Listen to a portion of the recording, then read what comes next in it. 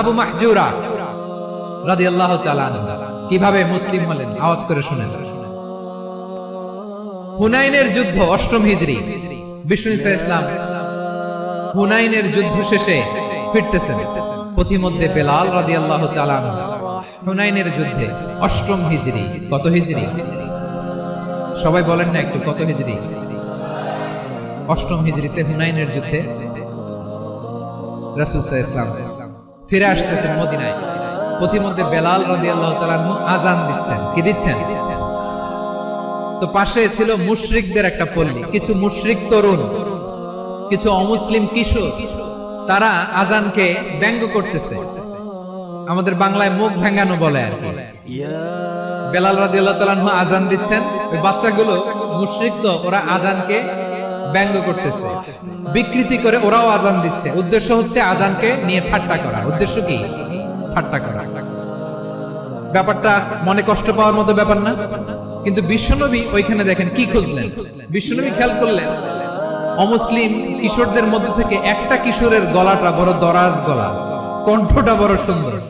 খেয়াল করে দেখলেন যে কিছু কিশোর বেলালের আযানকে ব্যঙ্গ করে, বিকৃতি করে, কিন্তু একজনের কণ্ঠ দেখতে পাচ্ছেন না এত দূরে, কিন্তু কণ্ঠটা বড় সুন্দর, দরাজ গলা। বিশ্বনবী সাহাবীদেরকে বললেন, ধরো এগুলারে, ধরো।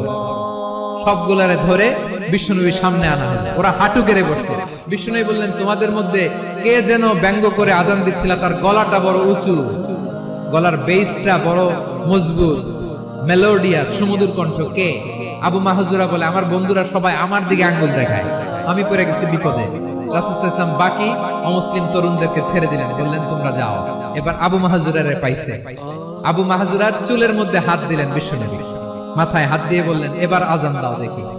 আবু মাহজুরা বলে, আমি তো আযান দিতে জানি না, কারণ আমি তো বেলালেরটা শুইনা দিছি, আমার তো মুখস্থ নাই, আমি তো আযান দিতে জানি না। বিষ্ণু বললেন, জানো না? তাহলে আসো, আমি তোমারে শিখাই দিই। সুবহানাল্লাহ। আবু মাহজুরা হাঁটু গেড়ে বসে, বিশ্বনবীর মুবারক হাত আবু মাহজুরার চুলের মধ্যে। বিশ্বনবী আযানের মুআল্লিম আবু মাহজুরাকে বলতেছে, ঠিক আছে তোমারে শিখাই দিচ্ছি, আমি যা যা বলবো আমার সাথে সাথে বলো, পারবা? আবু মাহজুরা বলে, পারবো। বিশ্বনবী আযান দিচ্ছেন, মাথায় হাত দিয়ে আল্লাহু আকবার, আল্লাহু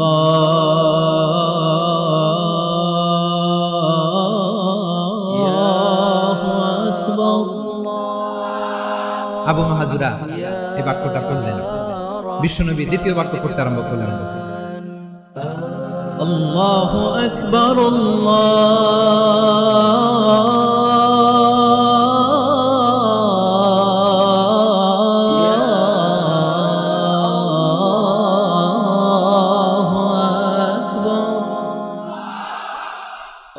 আবু মাহজুরা এই বাক্যটা বললেন। বিশ্বনবী আবু মাহজুরার মাথার মধ্যে হাত দিয়ে তৃতীয় বাক্য বললেন, আশহাদু আল্লা ইলাহা ইল্লাল্লাহ,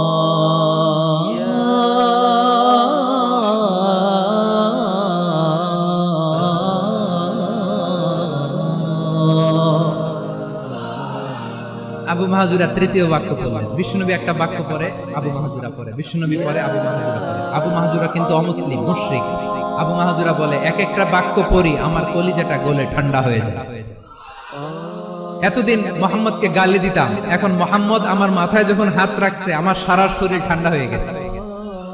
বিশ্বনবী আযান শিখাচ্ছেন, একটা একটা বাক্য পড়ে আবু মাহজুরাও পড়ে, বিশ্বনবী পড়ে, আবু মাহজুরাও পড়ে।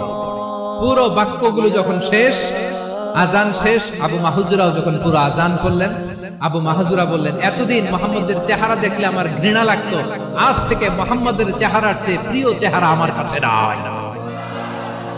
আবু মাহজুরা বললেন, ও মুহাম্মদ, আযানের বাক্য তো আপনি আমারে শেখালেন, এখানেই শেষ করবেন না, আপনি আমারে পড়ায় দেন, লা ইলাহা ইল্লাল্লাহু মুহাম্মাদুর রাসূলুল্লাহ সাল্লাল্লাহু আলাইহি ওয়াসাল্লাম। বিশ্বনবীর সাথে দাঁড়িয়ে উনি শাহাদা পড়ে মুসলমান হয়ে গেলেন। এবার আবু মাহজুরা বলে, ইয়া রাসূলুল্লাহ, ইয়া হাবিবাল্লাহ, আমি মুমিন হয়েছি, মুসলমান হয়েছি, আপনার কাছ থেকে আযান শিখার সৌভাগ্য আমি লাভ করেছি নবী। আমার কণ্ঠের বড় তারিফ করেছেন, আপনি আমার আজানকে আপনি পছন্দ করেছেন। একটা জিনিস আপনার কাছে চাই, আপনি আমাকে মক্কার মসজিদুল হারামের মুয়াজ্জিন হিসেবে অ্যাপয়েন্ট করে দে। বিষ্ণু ঈসা ইসলাম বললেন, যাও আবু মাহজুরা, আমি তোমাকে পৃথিবীর শ্রেষ্ঠতম মসজিদ মক্কার মসজিদুল হারামের মুয়াজ্জিন হিসেবে অ্যাপয়েন্ট করে দেব। দেখছেন কিভাবে ট্যালেন্ট হান্টিং করতে হয়, কিভাবে হিউম্যান রিসোর্স মানব সম্পদকে ব্যবহার করতে হয়। আসছিল আজানকে ভেঙাইতে, আসছিল কেন? আজানকে ব্যঙ্গ করার জন্য, বিকৃত করার জন্য। আজানকে বিকৃত করতে যে ইসলামের সবচেয়ে শ্রেষ্ঠ মসজিদের মুয়াজ্জিন হয়ে গেল। সুবহানাল্লাহ। হযরত আবু মাহজুরা রাদিয়াল্লাহু তাআলা আনহু ওনার এই সুললিত কণ্ঠ ব্যবহার করে মসজিদুল হারামে এত সুন্দর করে আল্লাহু আকবার বলে আজান দিতেন।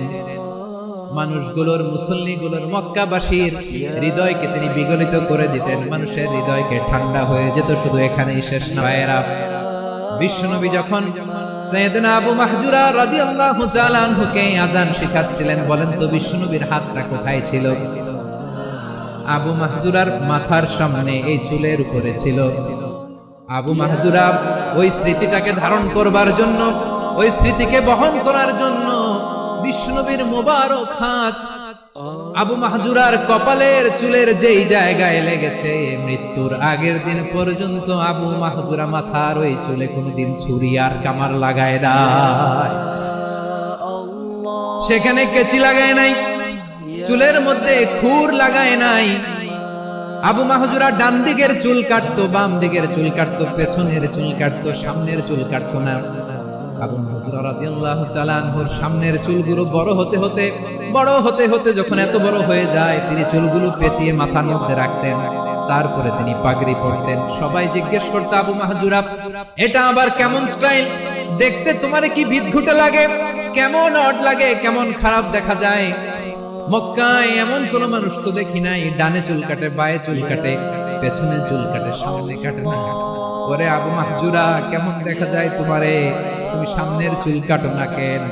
আবু মাহজুরা বলে, আমি হাঁটু গেড়ে পেয়ারা নবীর সামনে বসেছিলাম, আমার এই মাথার চুলের মধ্যে মুবারক হাত লাগিয়ে বিশ্বনবী নিজে আমাকে আজানের প্রতিটা বাক্য শিক্ষা দিয়েছেন। বিশ্বনবীর মোবারক হাত, পবিত্র হাত আমার মাথার চুলের যে জায়গায় লেগেছে, আমি চাই ওই চুলগুলা নিয়ে আমি আমার কবরের ভিতরে যাব। সাইয়েদনা আবু মাহজুরা রাদিয়াল্লাহু তাআলা আনহু ইন্তেকালের আগের পর্যন্ত মাথার সামনের চুলগুলা কাটে নাই। মাথার সামনের চুল তিনি কাটেন নাই। সুবহানাল্লাহ বিহামদি। কেমন ভালোবাসতেন বিশ্বনবী সাহাবীদেরকে, সাহাবারা কেমন ভালোবাসতেন বিশ্বনবী। সামনের চুলগুলো বড় হতে হতে এত বড় ছিল, পেঁচিয়ে রেখে পাগড়ি কাটতেন না। নবীর হাত লেগেছিল। সুবহানাল্লাহ পড়ে। তাহলে what is the lesson? Moral of the story কি? মোরাল অফ দ্য স্টোরি হচ্ছে, আসছিল আজানকে ব্যঙ্গ করার জন্য, বিকৃত করার জন্য, হয়ে গেল মসজিদুল হারামের মুয়াজ্জিন। দেখেন বিশ্বনবী একটা খারাপ সিচুয়েশনের মধ্যে থেকে কি ভালো জিনিস বের করে আনেন। আমি যে শুরুতে বলেছি কিভাবে তিনি হিউম্যান রিসোর্সকে ডেভেলপ করেছেন, ম্যানেজ করেছেন। তিনি যে চৌকস ট্যালেন্ট হান্টার ছিল, দেখেন সবার মধ্যে থেকে এর বাছাই করে মুয়াজ্জিন বানায় দিয়েছেন। সুবহানাল্লাহ পড়েন। তার মানে এই না সবাইরে ধরে ধরে উনি মুয়াজ্জিন বানাইছেন। যার যেই ট্যালেন্ট আছে তাকে ওই কাজে অ্যাসাইন করেছেন। যার যেই প্রতিভা আছে তার প্রতিভাকে ইসলামের কাজে লাগিয়েছেন। সুবহানাল্লাহ পড়েন।